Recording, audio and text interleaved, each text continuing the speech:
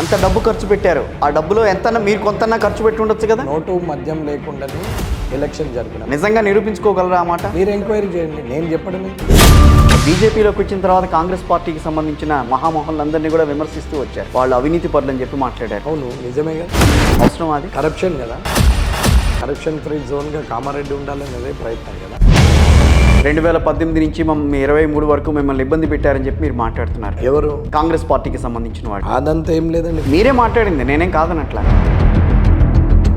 కాంగ్రెస్ పార్టీలో మీకున్న పరిస్థితుల్ని మీడియా ముందు మీరు కొన్నిసార్లు వివరించుకున్నారు, చాలాసార్లు మీరు మాట్లాడారు. అంటే సైద్ధాంతిక పరంగా బీజేపీకి కాంగ్రెస్ పార్టీకి చాలా డిఫరెన్స్. వ్యక్తిత్వానికి సిద్ధాంతకి ఏం సంబంధం, సైద్ధాంతికత్వానికి ఏం సంబంధం? టీఆర్ఎస్ ఉంది కదా, దాన్ని ఎందుకు మీరు ఎంచుకోలేకపోయారు? అంటే టీఆర్ఎస్లో మొనోపలిజం ఉంటుంది, ఫ్రీడమ్ ఉండదు. వాళ్ళకి కోపం వచ్చినా నేనే వెళ్ళాలి, నాకు కోపం వచ్చినా నేనే వెళ్ళాలి.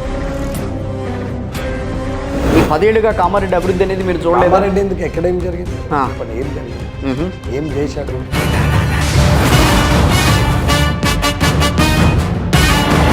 తెలంగాణ రాష్ట్రం అభివృద్ధి చెందలేదా?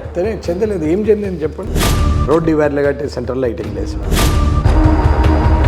2018 ఎన్నికల్లో ఓటమి చెందారు. 2023 ఎన్నికలకి వచ్చేసరికి మీరు గెలుపు.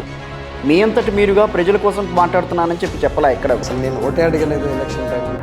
ఇక నేను ఎందుకు పోటీ చేసిన అంటే నీతి నిజాయితీగా డోర్ సర్వీస్ చేస్తానని పోటీ చేసిన.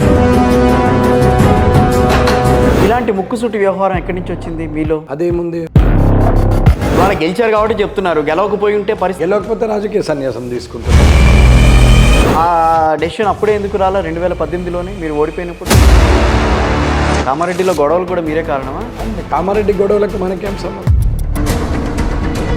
మీ నడక, మీ వ్యవహార శైలి అన్నీ కూడా రాజాసింగ్ పోలి ఉంటాయని చెప్పి వాళ్ళు మాట్లాడుతున్నారు.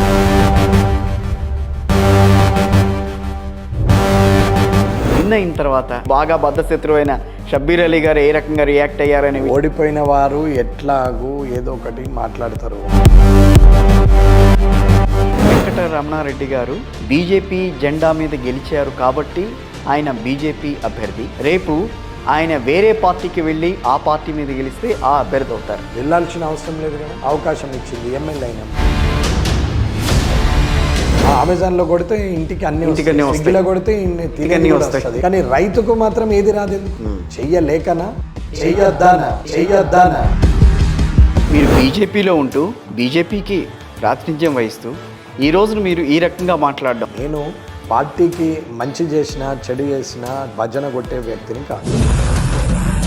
మీరు గెలిచారు కాబట్టి సామాజిక బాధ్యత, సామాజిక స్పృహ ఇవన్నీ చెప్తున్నారు. ఓడిపోయినా చెప్తుంటే వెంకటరమణారెడ్డి అనే వ్యక్తిని పక్కన పెట్టాలన్న ఆలోచన పార్టీకి వచ్చే విధంగా నేను నడవడికేది ఉండదు.